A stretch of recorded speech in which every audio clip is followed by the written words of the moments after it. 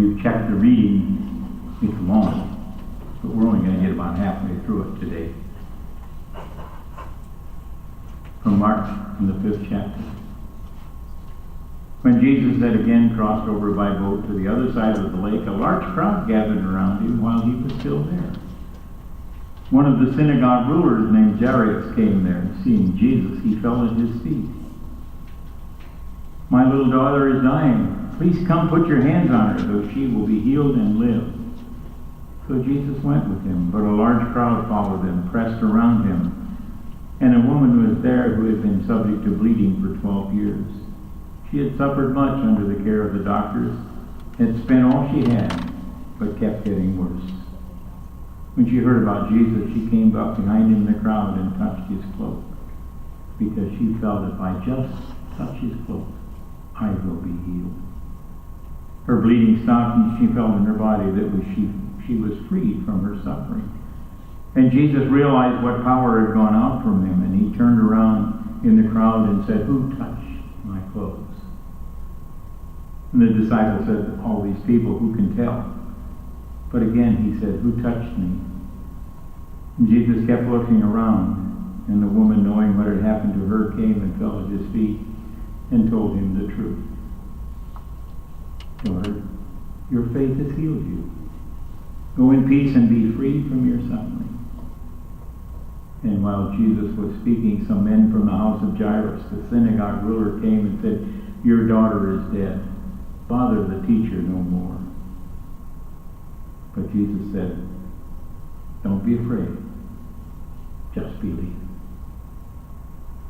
The word from the Lord in the house of the Lord.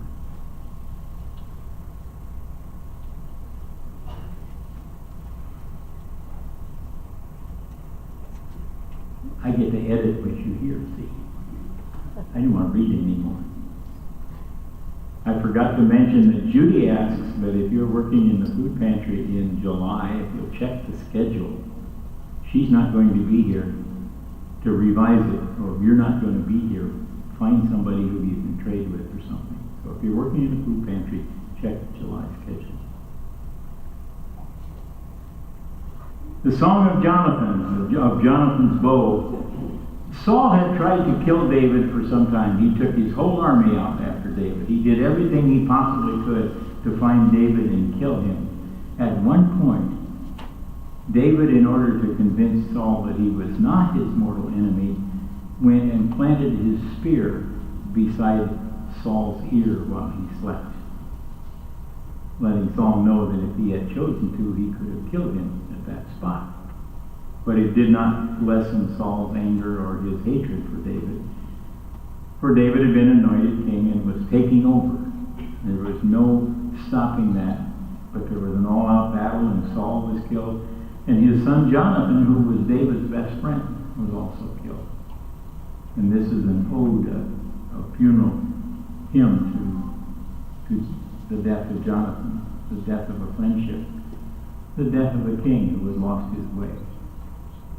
We don't always get mourned that way when something happens and we move on, whether it be the eternal move on, or if it's just we move to another place or another town, another church, another friendship. We're not always remembered in the kind of terms. But there was a true love between Jonathan and David. There was a true love for David with the whole nation of Israel. He soon would be uniting Judah and Judea into one nation. But at this point in the juncture, he simply, as most of us do, someplace in our lives, had to take time to stop and mourn the loss from his life. We try to get through it. We try to gloss over it. But it's real. The sorrow that we feel with the losses is something that we have to face. We have to come to grips with it. It doesn't make it go away. It doesn't make it cease. But it's something that we have to be able to handle. We have to be able to trust God to see us through this kind of a time in our life. We have little crises, and God's always there, and we can thank Him. But when the tough times come, we remember God is still there. Sometimes we're so deep into our own feelings, sometimes we're so into ourselves that we forget that God is with us in all the things that are going on. And we want to be brave. We don't want to shed a tear, but we ought to. For they're tears of love, they're tears of remembrance, they're tears of the joy of having shared someone close to you in your life. Someone close to you. And trusting God to see us through, trusting the grace of Jesus Christ to see us through our trials and our tribulations, it's a tough thing to do. Paul wrote to the church and said to them, what you're doing is really wonderful. Now just keep on. Whatever you're doing, it's great. Don't stop now. Move on to perfection. And that's one of the questions that they asked the 7 young people who were ordained as elders in the Methodist Church at the annual conference. Are you moving on to perfection? And those of us who wanted to be licensed or ordained said, yes. Because if you answer no, it's over. You're done. They also asked all these young people coming out of seminary with all these college debts and so forth, are you so burdened by debt that it will be an embarrassment to your ministry? And they have to answer, oh no. See, we lie to the bishop once in a while. But they're little white lies, see. If they don't do that, they don't get a job, and if they don't get a job, they can't pay those debts. So it's a lot more embarrassing if you don't have a job than if you have one. So they're answering truthfully, I guess. But Paul wrote to the church and said, what you're doing is wonderful. What you give out of what you have is perfect. For you give from your surplus. But it is no better than the one who gives from his scarcity.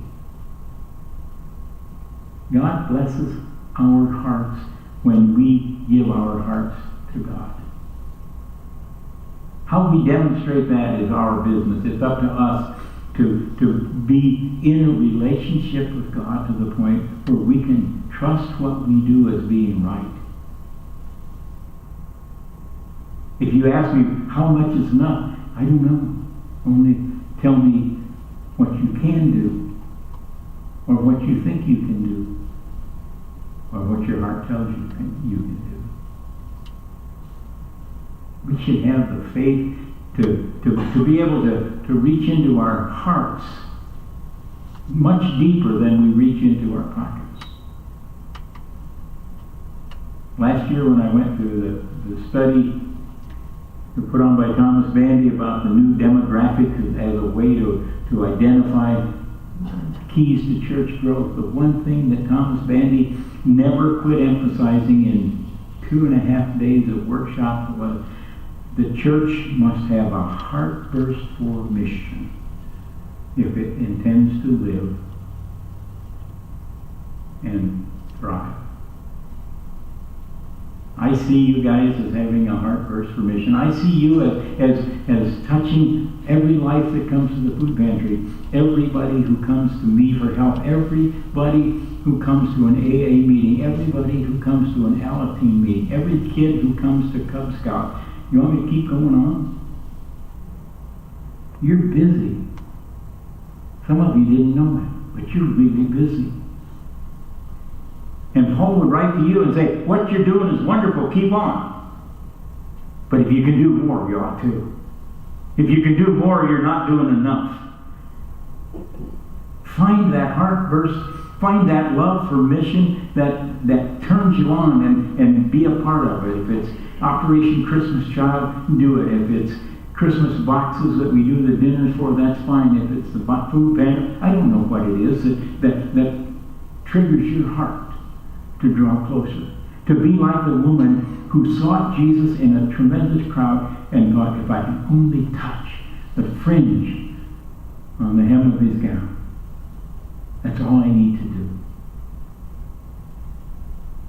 And he said to her, your faith has made you whole. Your faith has cured you. Jesus never told anyone, I made you well. He never said that to anyone who healed. He healed. He said to them, each and every one, your faith did it for you. Your belief in what my grace stands for in your life, in your future, in your afterlife. That's what makes you whole. That's what heals you. The doctor who does surgery doesn't say, because I cut something out of your body, it made you better. It started the process. Most, I've got to say this right because I don't want to condemn doctors or anything, but a big key, a big part of getting well is believing your doctor's right. A tremendous part of being cured, a tremendous part of being made whole is that you believe your doctor can do that for you. Because if you doubt it, he won't succeed. If you doubt it, she won't succeed. If you believe in Jesus Christ, his grace will be upon you, about you. It will abound in you. It will see you through tough times. It may not cure you of an earthly illness, but it will cure you of all the ills of your soul, and your heart will be cleansed if you can believe. It's hard at times.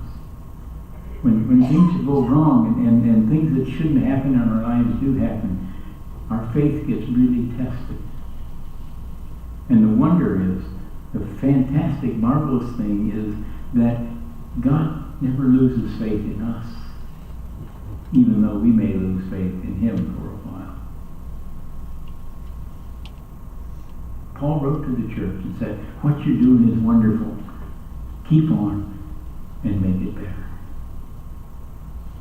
Jesus said to the woman, your faith has made you whole. Jairus came from a different persuasion and came to him, and Jesus said to him, don't worry. Don't worry. I'm with you. Can we believe, as Jairus did, that Jesus is the answer to my problems? If we can, we can hear Jesus say to us, don't worry. I am with you. Amen. Victory in Jesus, number 370. Would you stand with me? Thank you.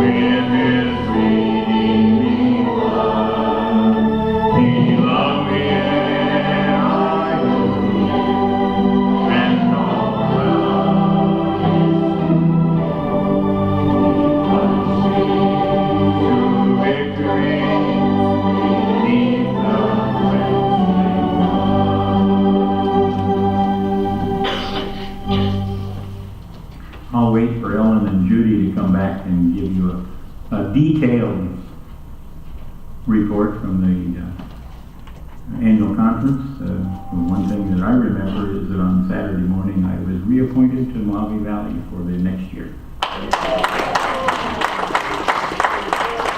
So new year, new preacher. No. New year, same old, same old. We come together weekly to bring ourselves before God that He might fill us with His Spirit, that He might use us in His ministry, that we can find that heartburst of mission that will spur us to be what Christ would have us be. But through it all, Jesus says, "Fear not, I am with you." So go in peace, knowing He is with you.